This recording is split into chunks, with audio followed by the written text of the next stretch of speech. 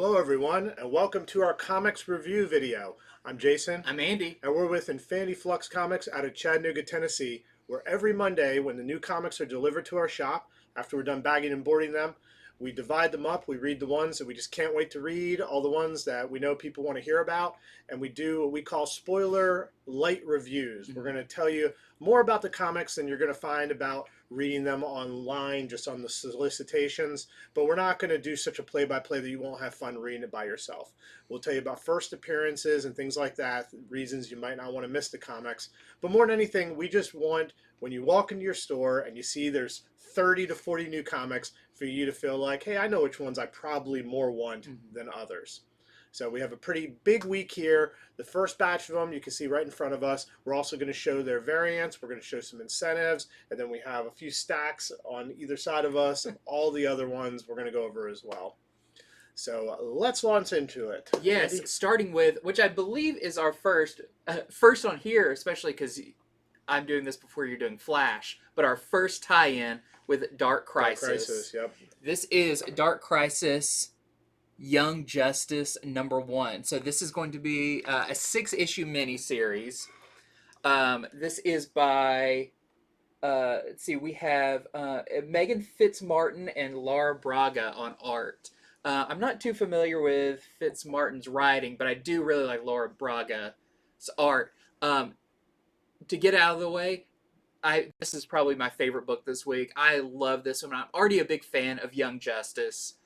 Those characters, that era of, this is Connor Kent Superboy, the clone of Superman and Lex Luthor.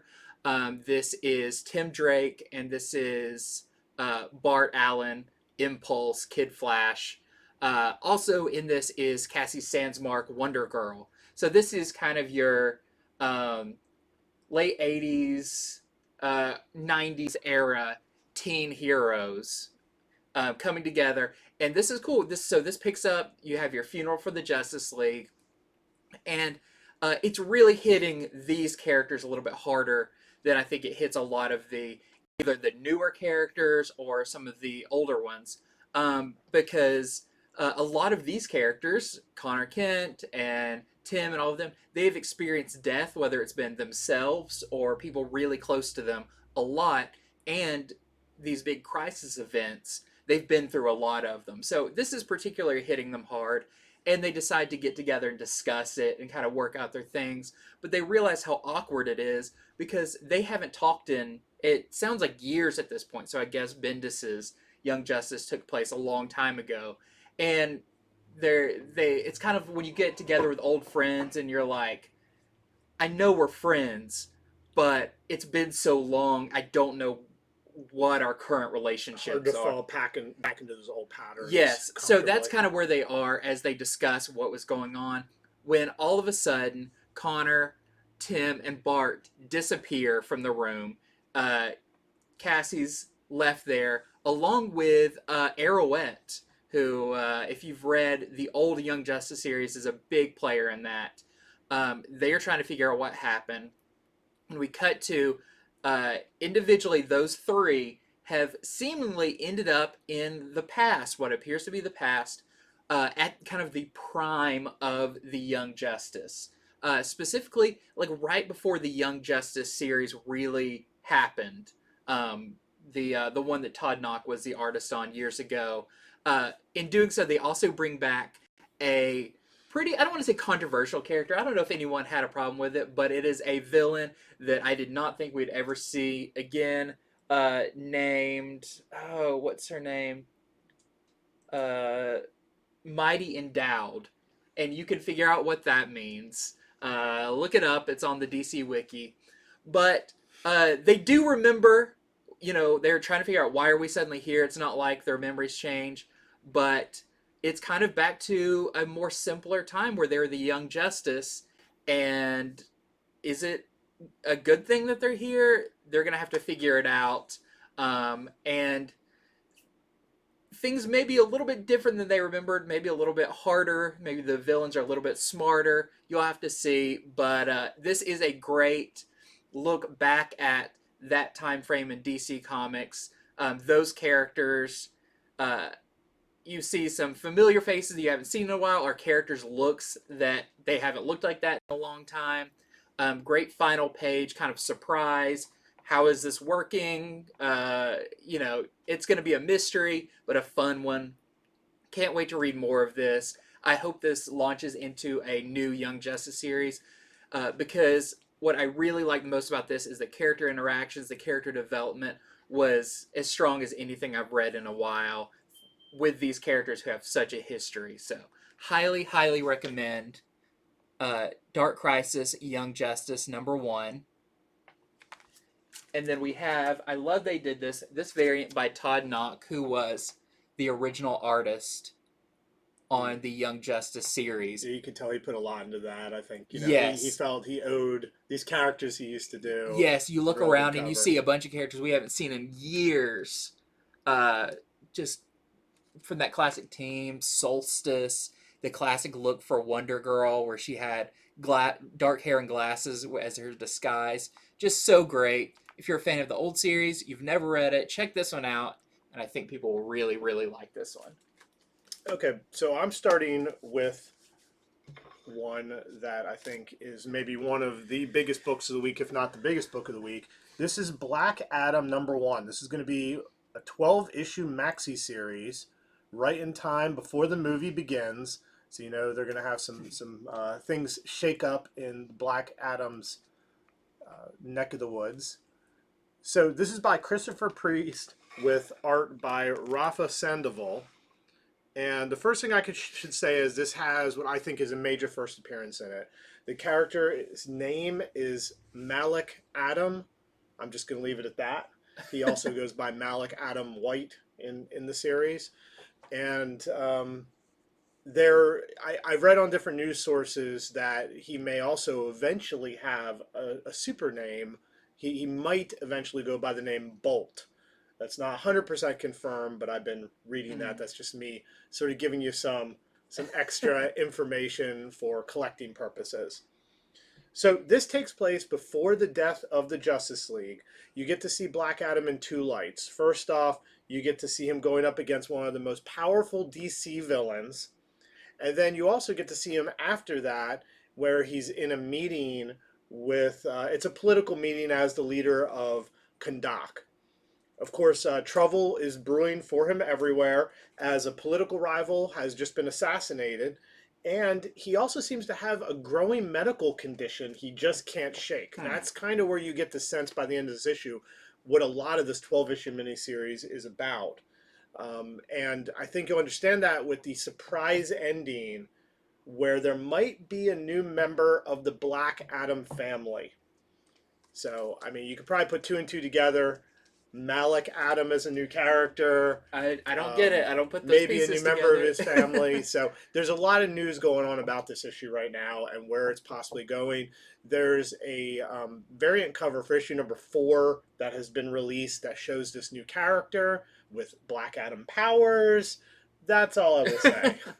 So that's generally what's going on in Black Adam #1. We have some variants for this. We got the Sandoval variant. So Sandoval, of course, is the interior artist as well. We've got the Perillo variant. Perillo's got a really good take on him, because Black Adam, he's such a anti-hero, works well with those dark colors. Yep.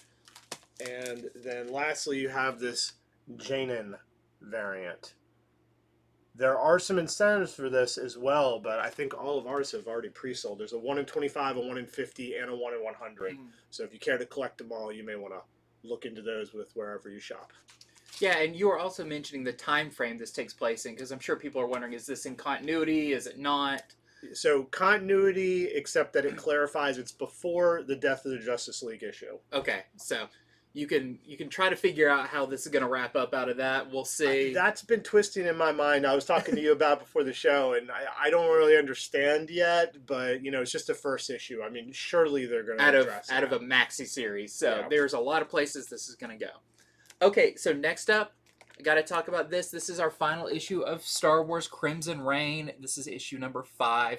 So we always knew going into this, we started out with War of the Bounty Hunters, then Crimson Reign. that this was going to be a three-part epic. So this is essentially your Empire Strikes Back. It doesn't resolve everything. It resolves some things, but it sets up the biggest stuff. So in this, it begins with Vader and Palpatine discussing what's been going on, basically through all the tie-in issues.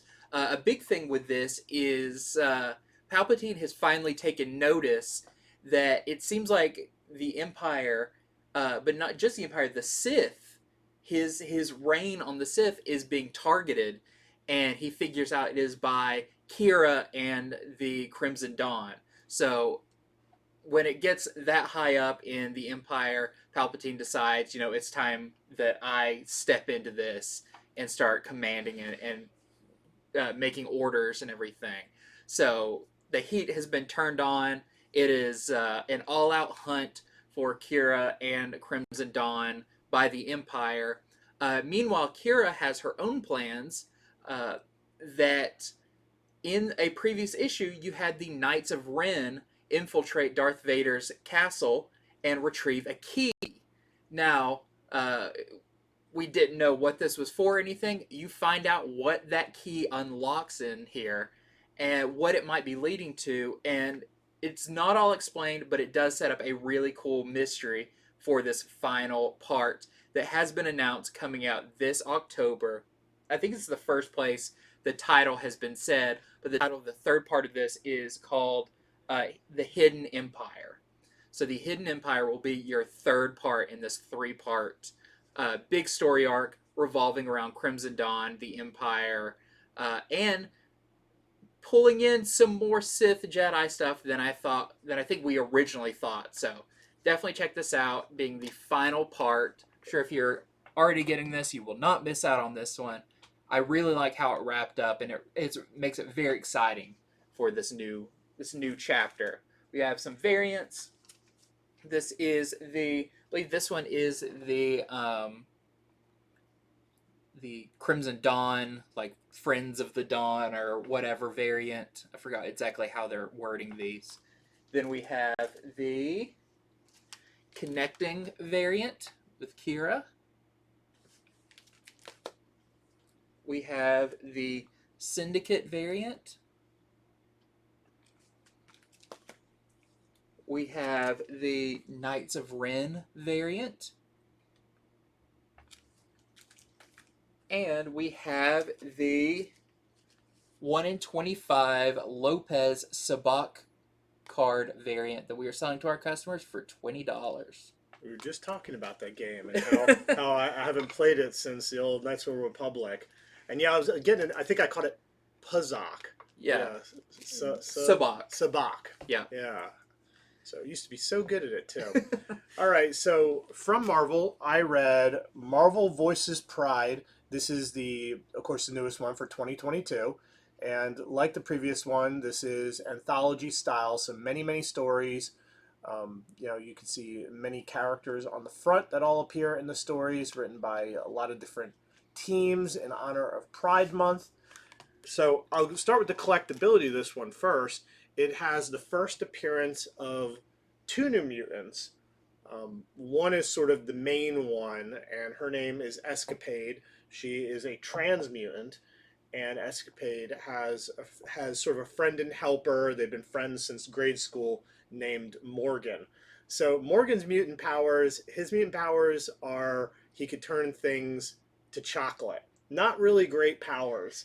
But I think it's funny they do address the thing I've always wondered. Does anybody get like mutant powers that aren't that useful? Yeah, so Morgan has those, but luckily he is a really good support character for Escapade. Her powers are really hard to describe. You get to see them in the story because this is a story about them, which I'll go more into in a little bit. But Escapade's powers are she can switch circumstances with people. So let your head try to wrap around that. Yeah. So, right, like, how far can you take that? So in this, let's say that Escapade gets really injured by someone. Well, she can go, we switched circumstances. Now you're really injured, and I'm not.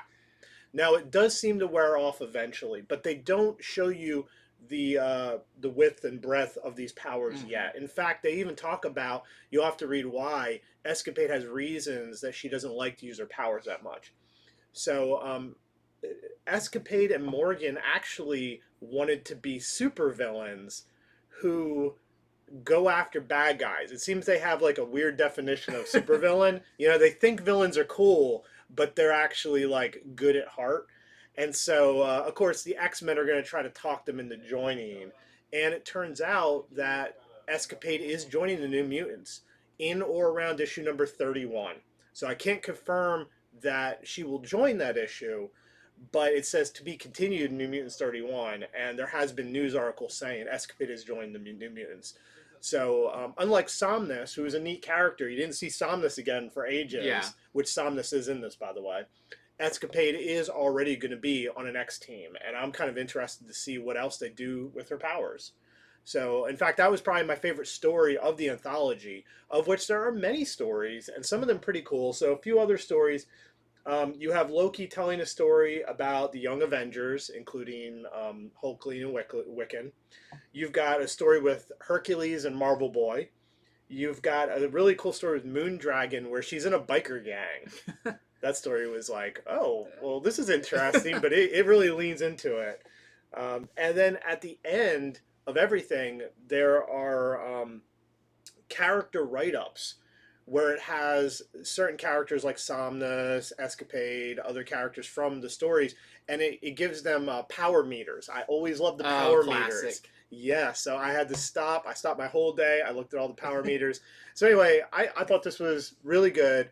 So whether you're getting it for a good read or you want to get it for the collectability of first Escapade and Morgan, there you have it. So Morgan does not get a name. It's got to be like Chocolatier or something. Maybe eventually. And there's much you could do with that character because it could always be that later the X-Men are like, hey, you know, you can actually change things into other stuff. Yeah. You just haven't been trained. You can change chocolate into something else. It works in reverse. Okay, so there are a lot of variants to this, but we actually only have one variant to show off right now. A lot of ours are gone. But here is the Jen Bartel variant, which I think that was our favorite one. We just ordered a lot more of this one. So there we have it. Marvel Voices Pride 2022. I'm a year back. Yeah, you got to catch One up. shot. Okay, my next one is a new one from Behemoth, which I believe Behemoth usually is like single creator. Yeah, that's but what this we've one seen. actually has a couple creators. So this is by Ruben Romero, and the art is by Andrea Errico. So what is The Illusion Witch? I love it. It's a very strong cover. It just kind of has a lot of things going on to kind of look through. The Illusion Witch is about a character named, I think it's Idea, where she, when she's a kid, her dad is an illusionist. And he's always, playing tricks so she could see him and everything. And he describes the tricks as, when you're an illusionist, the trick has already happened before the person is involved with it. It's more about the setup. It's more about, mirrors in the right places. So when the person comes into it, they're already in the trick without knowing it. It's a very interesting idea. So she is raised learning these tricks and becoming her own kind of stage magician illusionist. Well, one day something terrible happens and her father dies, and she is not there for when he dies. This is kind of haunts her or whatever, but she moves on. She has a few years where she has a child, she has a happy family, but the child ends up dying. She was not there when the child died. And so that, of course, has messed up her relationships. It's not, I don't think it's specifically clear that she was like on the road touring when all this happens, but it's kind of like she's put her job in front of everything. And then after that, she becomes kind of bitter, harder to work with, pours herself into her work. She's still touring and doing her illusions, but she's definitely a more messed up person at this time, kind of just going from vice to keep her mind off of things. But elsewhere, there is a magic land, or kind of your quintessential fantasy land, where it seems like a dwarf or something is fighting this monster, this multi-headed monster. The monster is saying, "I need this key," and come to find out, there is a badger with this key around its neck running out and jumping through a portal. And when he arrives, he's asking, "Where is the illusion witch?" So I don't know exactly where the story's going, but it almost feels like she has got some kind of reputation in this other world where they think she is a real kind of magic worker or whatever, when in fact she can just do illusions. But is that going to be enough to help save this other land? I thought this was really good. It felt very polished for an indie book, like well edited and everything. Sometimes you can tell, an artist who's doing the writing, who's also doing the editing. One of them tends to be their strong suit. But I thought this was well crafted, really well done. The art is great. I really enjoyed the Illusion Witch. We've got some variants for this as well. And the artist does all of the variants, which the style varies, but it's all the same artist. So this is the Erico C cover. I don't have the B cover here. But also, we have this incentive. This is a 1 in 5 Erico variant, which almost looks more Joel Jones style. Really shows the breadth of this artist's abilities. This is the 1 in 5. We are selling for $20 to our customers. Yeah, those are some striking covers. They really are. We look at our comic wall all the time and talk about covers that stand out. So I think the A cover is my favorite, though. Yeah, the A cover is a really solid, it really brings you in and entices you. What's this book about type thing. Okay, so I read Something is Killing the Children, issue number 24. Just one more issue to issue 25. Can you believe it's been over 2 years that Something is Killing the Children has been coming out? So let's check out this cover. We have a very creepy stomach, mouth, eye creature. Great cover. Yeah, and you will see this monster in this issue. I think this monster is being set up as, a fairly important monster. So you will see this in here. Past that, what I'll say about this issue is, as with all of Something's Killing Children, the writing is on point. It's very good writing. The art is excellent as always. However, I get the sense that they're holding back some stuff, getting ready for issue 25. Yeah. Okay, this issue really is, if you've been reading the series, it's more of what's been happening, So you have it where Erica is trying to help out Gabby, who is the new girl whose family has been killed. They're not together, though. Erica's actually trying to find her. Meanwhile, Gabby has gone back to the scene where her family was killed, where she gets to see a little bit more down the rabbit hole of how crazy her life is about to get when a certain octopus starts talking to her. Because she didn't believe Erica to begin with. Beyond that, you also have where Cutter from the House of Cutter. Okay, this is the tough killer woman who's come from overseas to go after Erica. We learned that's not her name. Okay, like basically she just goes by Cutter because that's the house she comes from. Will we learn her real name? Maybe eventually. I mean, Erica Slaughter. Slaughter's not really her last name. Well, she won't even give another name other than, she's like, just call me Cutter, But she does acknowledge that's not her full name. But she starts asking questions, trying to figure out if there isn't somebody within the Order still trying to help Erica. I predict right now a fairly major death next issue, based on what I read. Why don't you all read it, see what you think? But I think there's going to be a fairly major death next issue. We will see. But issue 25 coming up, issue 24, good issue, strong issue, but no flags on. You got to buy any more than one copy of this one.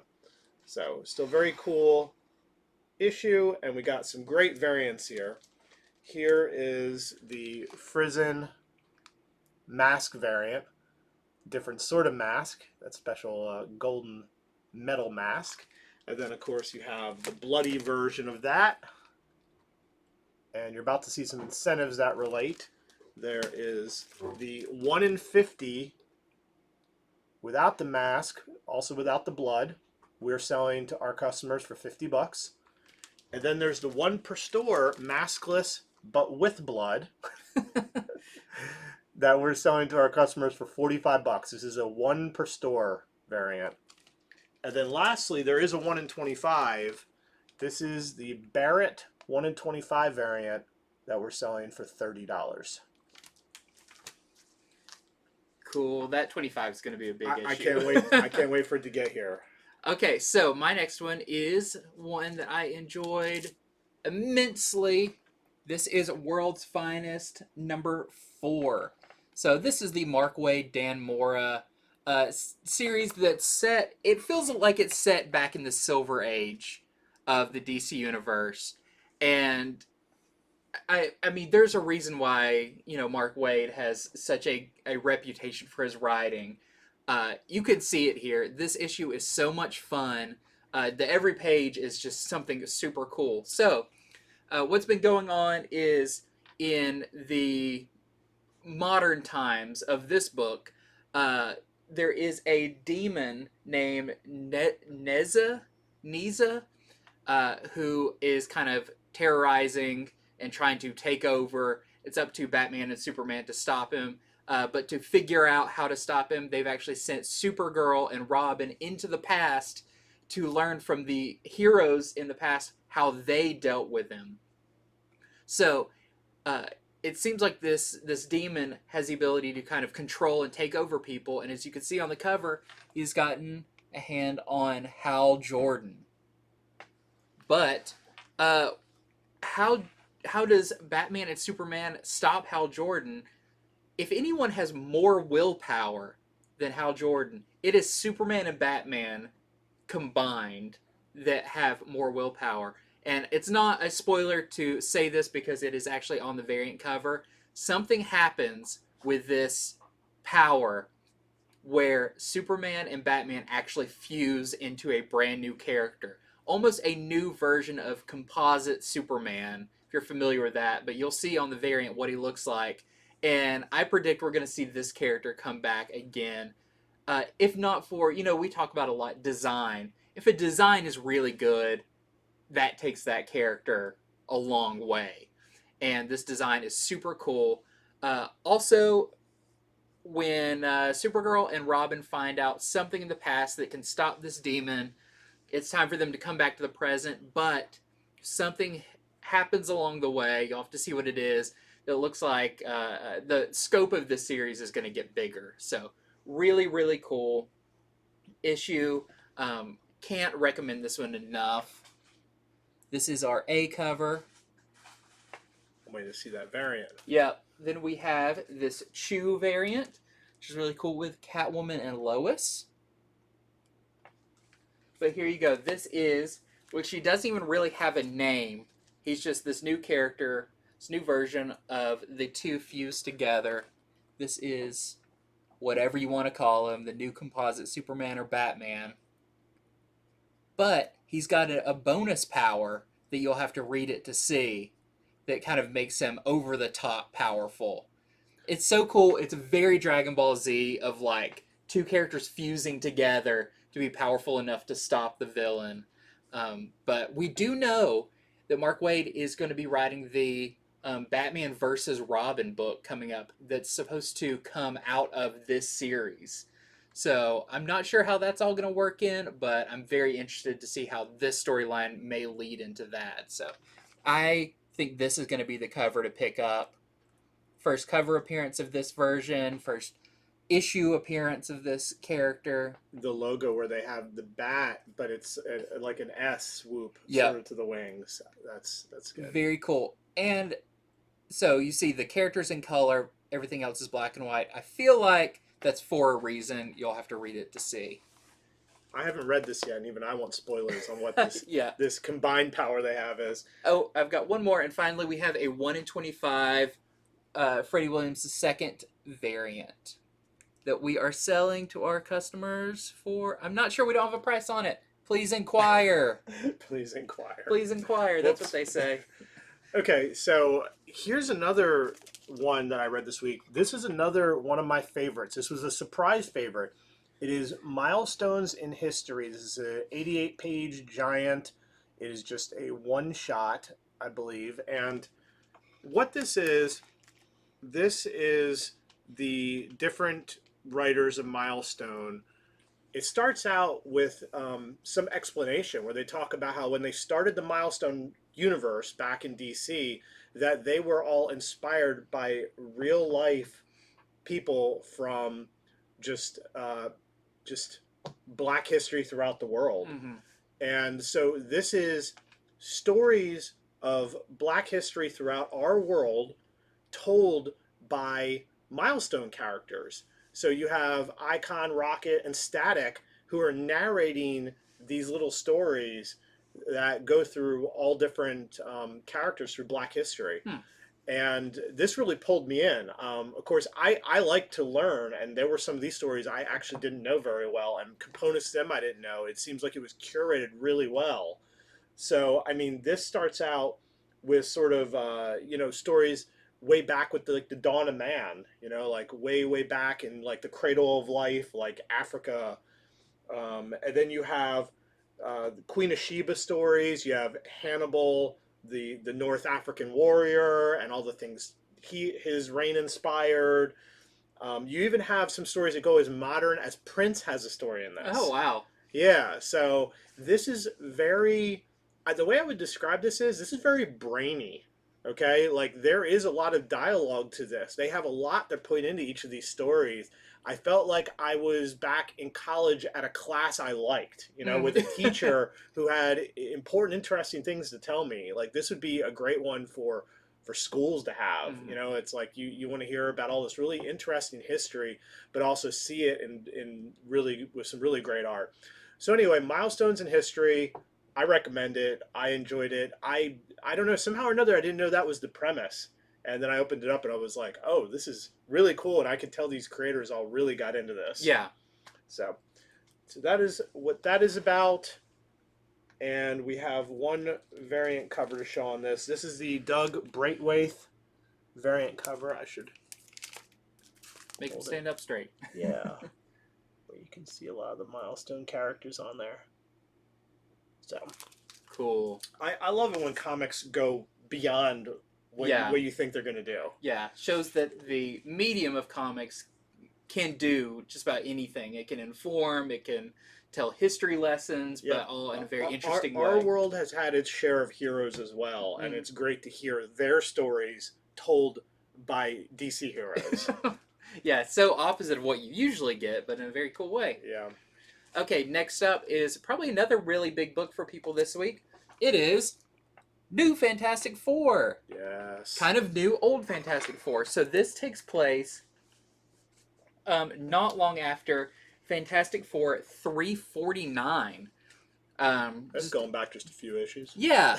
So a week or so ago, they put out a reprint of those issues back when the Fantastic Four were replaced with Spider-Man, Hulk, Ghost Rider, and Wolverine. This takes place in that time, so, this is Danny Ketch, Ghost Rider. This is Joe Fixit, Hulk. You kind of have to put your mindset of, like, what was going on at this time with, like, the X-Men and Wolverine. But it's super fun. Basically, it's, there's the homeless in Las Vegas seems like they are being controlled by something, and a priest who usually visits them and talks with them and everything puts out a call, almost a la Ghostbusters, to the Fantastic Four to get their help, and in doing so calls this this Fantastic Four team of these four to come and investigate. The strong part of this book, I think, is the interactions between these four characters that they do get along, but they're just very, very different. And they don't all necessarily work on a team really well. You think about them, other than Wolverine, who is the most loner of the X-Men, Spider-Man's not really on a team. Hulk's not. Ghost Rider's not. So it's fun to see them having to work together and who takes the lead and all of that. The other really strong part about this is the humor. It's just Peter David's writing for this. I was telling Jason some funny stuff about this. Like, at this point, Hulk is like a business owner. He's more wealthy. He's the intelligent version of the Hulk. he rents a limo for them all to ride in. But Ghost Rider doesn't want to ride in a limo because he's Ghost Rider. He's got to take his motorcycle. He's getting set on fire. Yeah, so he just rides alongside the limo to talk to them all in the back seat. And I don't know, there's just a lot of funny things that are done with these. Wolverine has some classic late 80s, early 90s Wolverine things that he says that, probably would not say now, but it's just funny to hear them all. So I thought it was a really good first issue. I feel like it's just setting up what's going to be going on, but the strong part of this issue is the characters, their interactions, and I hope we see a modern version of this at some point where these characters have to come back together. I'm sure they've done that in some series. I think there was a version of it in a more recent Ghost Rider series, but this is just super fun. If you're a fan of that classic Fantastic Four run where this happened, it'll put you right back in the mindset of those issues. So this is our A cover, and we have our Ron Lim variant. I mean, even back when they did this team in the early 90s, I think I could speak for most people in saying we all didn't think they did enough of it. Yeah, so I'm exactly. not surprised they've returned to this. I think, people grew up and work at Marvel now, and they're like, how come there wasn't more of that team? Like, we all wanted it back then. You can just call them something else and make them their own team. They don't have to replace the Fantastic Four. Yeah. Okay, so we have our first one-shot. Oh, I have two together here. Okay, so this is the one I was going to talk about next. This is Miles Morales, Spider-Man, and Moon Girl. So this is a one-shot. However, this is a series of 3 one-shots where Moon Girl teams up with different Marvel teams or heroes. So in this one, she's with Miles. The next one, I believe she's with the Avengers. And then the third one, she'll be with the X-Men. It's always funny when they're like, it's one-shots, but there's a bunch of them. It's like, you could call any comic that. Yeah, it'd probably make it a little easier for people to collect them and us to sell them if they were 1, 2, and 3. Yeah. But they love those number ones. So in this one, Devil Dinosaur has gone missing. And Luna isn't too worried about it. She is very confident. She's very smart, and she's just always, I'll figure it out. Did I really need him anyway? I'm the brains of this team. Well, anyway, she gets put into an advanced program that puts her at Miles' school. And so you get to see the two bump into each other. They don't know who each other is. They've never really had a crossover yet. And so outside of school, they bump into each other again. But this time, they're in their superhero disguises, which Miles hides who he is a lot better than I was about to Luna say, does. disguise for Moon Girl is like, eh. Correct. So they go on an adventure together. This all links into what has happened to Devil Dinosaur. They go up against some big bad guys. One of which is a major Avengers bad guy. And it is to be continued. Like, Miles' part in this seems like it's done. However, I will say, it looks like Moon Girl, at least if they keep with this continuity, is going to be going to Miles' school from now on. That's in this cool. advanced program. So I don't think this is the last we'll see of these two crossing paths now. But the mystery for what's going on with Devil Dinosaur continues. That is general breakdown of what goes on in Miles Morales and Moon Girl, the one-shot first of 3. So once again, hard for us retailers to keep up with which ones you want. So you may have to tell whatever shop you shop in, you want the ones that are coming up, the ones with Moon Girl and Avengers, the one with Moon Girls and X-Men. Remind them these are all number ones. Hopefully that'll help them. Yes. So that's why we have main programs that do this, and then we also have Google Drive lists and everything down to Post-its to make sure we can remember all this stuff. Okay, so we got some cool variants on this. We have the Ron Lim and Silva variant. Then we have this great Peach Momoko variant. And this one, it took me a minute to recognize this was Momoko. I mean, some of you may see this right off the bat, but I didn't. I like it a lot, though. She had a lot of fun with this one. Then, let's see if anybody can recognize this. Bam! The Todd Knock variant. Just when you thought they were over. I mean, look at that. It's perfect. Just bam! People with it. And then there is a 1 in 25 Randolph connecting variant we're selling to our customers for $25. Okay, next up we like to always talk about the latest in Spawn. This time we have Gunslinger Spawn number 9. This is a great issue.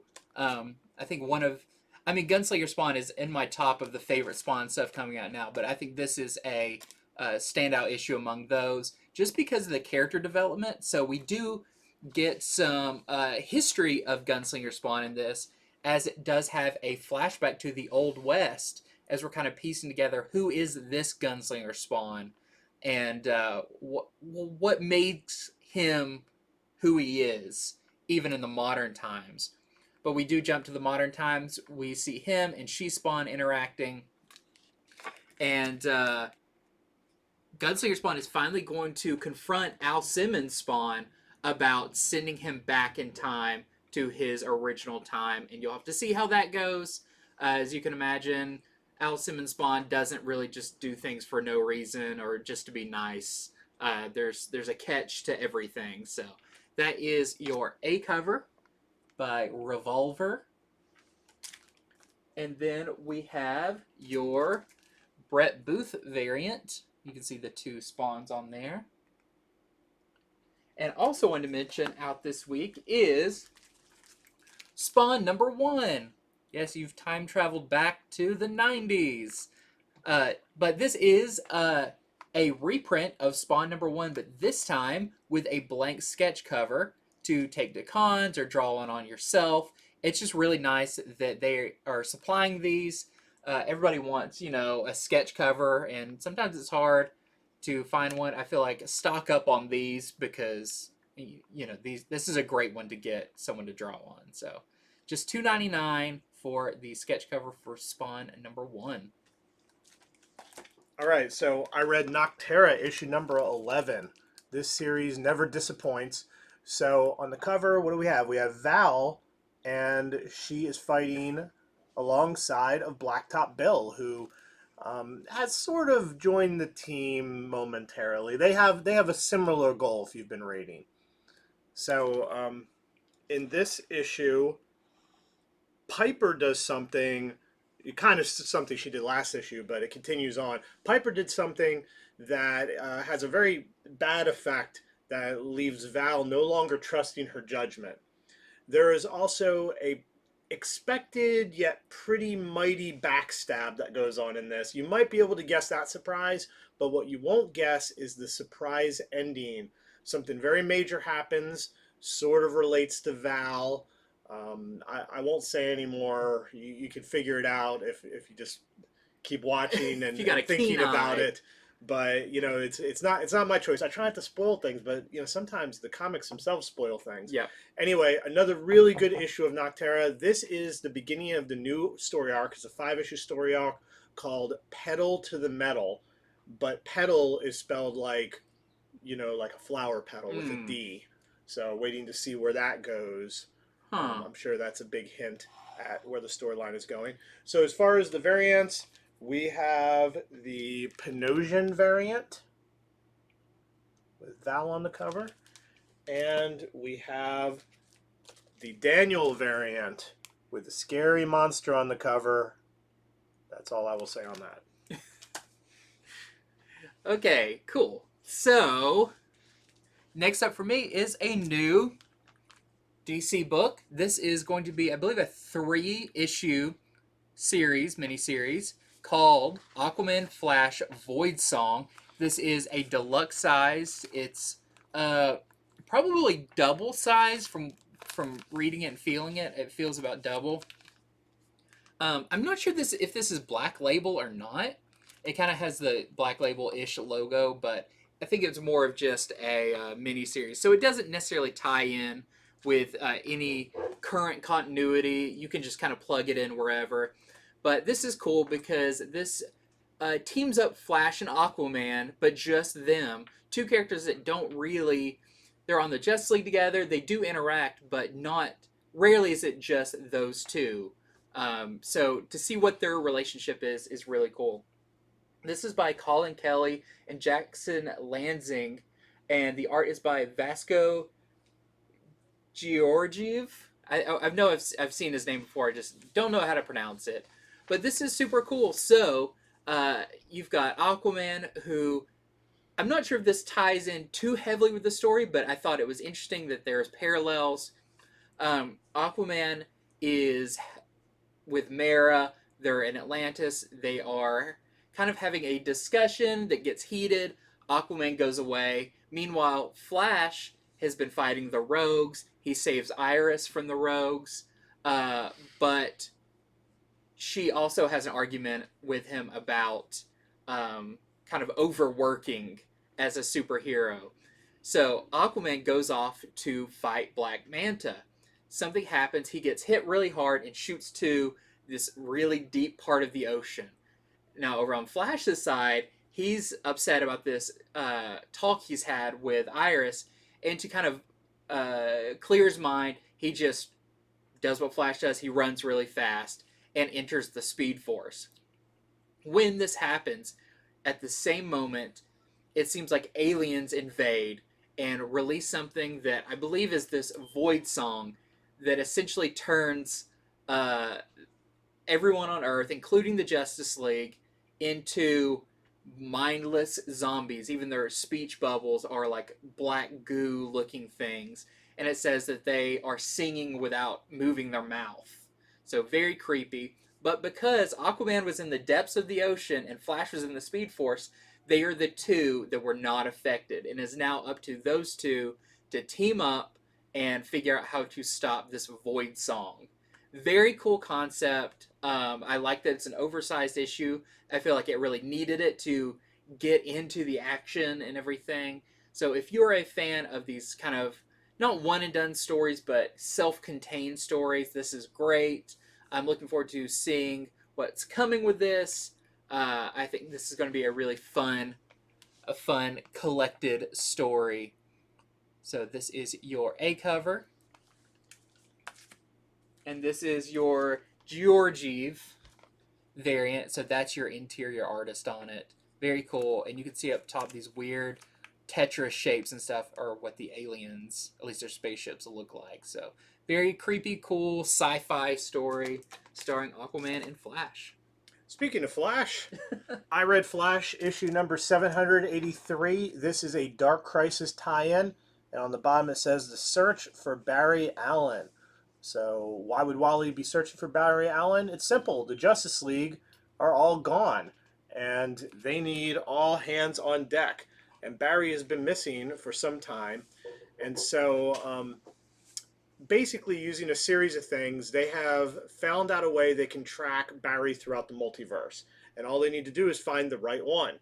Well, that's a lot of work. So it seems like Wally's going to get help from the extended Flash family, including, what's his name? Mr. Terrific, Jay Garrick, even Irie and Jay, his kids, who are not supposed to go. They're the first. They're the first who jumps into a portal into the multiverse, much to the chagrin of their parents. So the teams all sort of spread through the multiverse, where you get snippets in this issue of the different lives Barry Allen is living in the different multiverses, which are all very different. I have to say, this writer, he loves doing that. He loves showing. He's very good at it too, and even the art style changes for the different worlds they're in. It doesn't go that far though, because I mean, there's only so much you can do in this one issue. So this is to be continued as they try to find where the actual Barry Allen is. So cool issue of Flash, neat Dark Crisis tie-in, and we do not have the variant. There is a variant for this one, but we are out of that. So just the A cover to show you on that. Okay, and next up for me, we have this one-shot, but very much in the vein of your one-shot that you talked about. This is Punisher, War Journal Blitz. So there's going to be a few of these. This is a tie-in with what's currently going on with Punisher, where he is the leader of the Hand. I almost said the Foot, but that is Ninja Turtles. He is the leader of the Hand, and I believe all of these one-shots are going to be like, in the main series, it's dealing more with the main plot of him and his wife and how all that's going. This is going to show what missions does he go on while he's the leader of the Hand. So this is your first one. Definitely more action-packed than the main series has been, just because it's more story-driven. This is more your classic Punisher action, but this time leading a group of ninjas. So if you're reading that main Punisher series, you may want to pick this one up as kind of a supplemental thing to run alongside to kind of get the full story of what is going on with Punisher. So super cool. And if you're not reading it, you still get a one-shot story starring Punisher. We have a variant for that one as well. Which, very interesting that he has a little goatee on the cover, which we've not seen yet. So, don't know what's happening there, but super cool. Punisher's like, logos change. Why not change up the hair, the beard? Yeah. You know. It's going Okay. to turn into Kraven the Hunter. So, I read Moon Knight number 12. So, check out the cover there. We have Moon Knight fighting Zodiac. And yes, that is a lot of what goes on in this.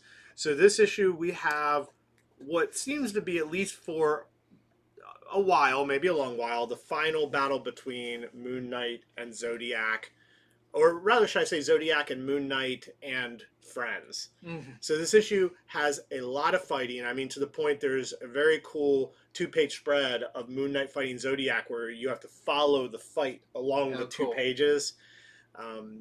Also, Reese finally kind of gets to cut loose. Reese has been Moon Knight's sort of vampire assistant for a while, and she kind of has enough and gets to do something in this issue. And there's also the return of a Moon Knight character, or maybe aspect of Moon Knight that hasn't been seen in some time. So not a first or anything brand new, but just a Moon Knight thing we haven't seen in a while. It doesn't get explained. It's one of those, it's the ending, you gotta come back next issue to see why. So that's generally what is going on in Moon Knight number 12. Here are the variants. We have the Scan variant. Then we have the Dodderman variant. Now, why is Scarlet Witch on there? Because this is the Hellfire variant. Hellfire Gala. Yeah, where everybody's getting gussied up. Oh, and that's it. I thought I had more than that. No, just 2 this time for Moon Knight. Okay, next up, just going to show that Red Room Trigger Warnings number 4 is out. The thing I did want to say about this one is it does follow up from a story from Volume 1, which I think is cool because, it's kind of touted as all these are going to be just one-shot stories, but you do get a continuation of some characters from the first volume. Wow. And also in this one, a little bit of justice is served. There's some arrests made for people dealing in the Red Room, and in such a terrible world that this series has, just those little things, you're like, way to go. I know nobody here is good, and this is going to continue to be terrible, and not, the big people are not going to get caught, but it's a very cool way that works out. How do they make the bust and everything? So, a really cool issue of Red Room, if you can stomach it. Then we have a 1 in 5 Ed Piskor variant. We have a 1 in 15. This is the cartoonist kayfabe variant that we are selling to our customers for $20. And this one is great. This is the 1 in 10 Jim Rugg variant. We're selling for $15. As you can tell, you've got your Frank Miller Sin City homage. Yep. So. Rain on Marv. Okay, so also out this week is Clementine Book One. So I don't want to put my fingers over the name. This is all done by artist, writer, creator Tilly Walden. So of course Clementine is the main character of the Walking Dead games that were wildly popular with some very good ratings and such, and now she has made her way into comics. Clementine's first appearance was in Skybound X number 1, and this book had excerpts of it in Free Comic Book Day this year. You may have read. So this is young adult, but I'll tell you, Robert Kirkman, right on the cover over here, he has some very nice words to say about it, and about Tilly Walden. He says, Tilly Walden is the future and brings new heights to Walking Dead. So didn't want anybody to miss out on this if you were waiting for this to come out. And what was the price on that? The price on it is just $14.99, and I mean this is it's thicker than I thought it would be. This is definitely a thick book, and I believe they have more planned. This is just volume 1 of it. So, and this is not a collection. This is the first time it's being released. This is how they're releasing this. It's an oversized issue 1, so much so that it's now a graphic novel. There you have it. Yep. Okay, so next up we have Immortal XMen number 3. Yes, Immortal XMen number 3. Just briefly gonna show some X-Men books. But the thing about Immortal XMen, this is a Destiny-centric issue, as you can tell on the cover. As the Quiet Council kind of discusses what to do with her, because she's got this foresight mutant ability. She actually has visions of the Axis storyline that's going to be coming up with the Avengers, X-Men, and Eternals big fight. You see some clips of that, and maybe what's going to be going on there. Some interesting looking things that it's just enough to tease you. Why does that character look like that, or whatever? You'll have to read it to find out. So that is number 3. We also have this week Knights of X number 3, which may have a big death in it, but it's comics, so you never know. I wouldn't bet money on it, but we'll have to see next issue. We have X-Men number 12 out this week as well. I feel like all of these are leading up to the big crossover coming up. And we've got some variants for those as well. We've got our Knights of X variant, the Hellfire Gala variant with Rogue. We've got X-Men number 12, Hellfire with Cyclops. We have the X-Men number 12 Pride variant with Daken on the cover. And then we have, this is the 1 in 25 Art Adams variant for X-Men number 12 that we are selling to our customers for $50 with that classic Savage Lands Rogue. Okay, so I read X-Men X-Men. I said X-Men so many times. X-Men in a row. I read Nightwing number 93. So this is the Robles Pride variant. We're actually out of our main cover. Our main cover is actually delayed. That shouldn't be the same with everybody else. It's just a little problem we had. So ours will be here eventually. But so this is the Pride cover and the one that I had to read. So in this issue, it's pretty cool because we get back to Heartless finally. The villain that was around a bunch of issues ago, who was stealing people's heart. Heartless has a meeting with Blockbuster. Blockbuster is pretty much the dude who secretly runs Bloodhaven from the shadows. And let's just say they have a meeting that ends up with one of them getting thrown out of a window the hard way. Not the easy way to get thrown out of a window? Not an easy way. A very terrible way. We also get to follow Heartless for a while. We get to see more of who this character is. They kind of go to their base of operations. We get to meet a co-conspirator who helps them out, sort of like their Alfred. And we get to learn a little bit about what Heartless is doing with all these hearts that they've been collecting. So I'm really happy to see this. This is what I wanted. I feel like Nightwing got sort of sidetracked by some of the other Bat series. Yeah. Which they were good issues, but now it's back doing its own thing. Yeah. So meanwhile, Dick Grayson is trying to prove that it isn't just sort of the common folk and the kids who have been doing a bunch of vandalism and such. With the help of Oracle, they have to prove some people are innocent and sort of show who the real villains are. So that's generally what's going on in Nightwing number 93. Also, the relationship between Oracle and Dick Grayson, that seems to be speeding up as well, with some words uttered that are hard to take back. You'll have to see what those are. So that is it, and again, that's the variant. So Okay, the other one I wanted to have a bit to say about is Amazing Spider-Man number 4. So I feel like this one is also, we're really building up to that issue 900. So this storyline is not like the biggest in scope, but it's been interesting. So the one thing I will say is Mary Jane does appear in this one. Her kids appear in it, from that starting revelation from the issue 1 that Mary Jane has moved on with her life and may have kids, and we don't know. And I will say, even though she's in it, that is not explained further.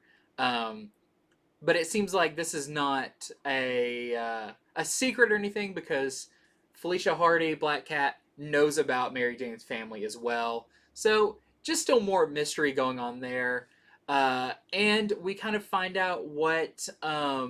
Now that you said Blockbuster, I have a hard time remembering the character Tombstone. Tombstones. They resemble each other. Yes, in a lot of ways. they do a lot. You figure out what his whole plan with Spider-Man was, as even Spider-Man figures it out, but after it's too late. So it looks like we only have, what is this, Legacy 898. So 899 should be the last part of this story, and then we get the big issue 900. So that is our A cover. And then we have our AAPI Heritage variant with Wong on the cover. Super cool. Oh, and we have an incentive. This is the 1 in 25 Vasquez variant. We're selling to our customers for $40. All right, so I read Miles Morales Spider-Man issue number 39. Now look at this severe cover. We got Selim holding Peter Parker as sort of hostage, which he has been doing in his little universe. So in this issue, we get Billy's backstory. That's Miles' sister, but grown up in this other universe. She's the Spider Smasher character. We get her backstory and how she somehow doesn't know that she's related to Miles / Selim.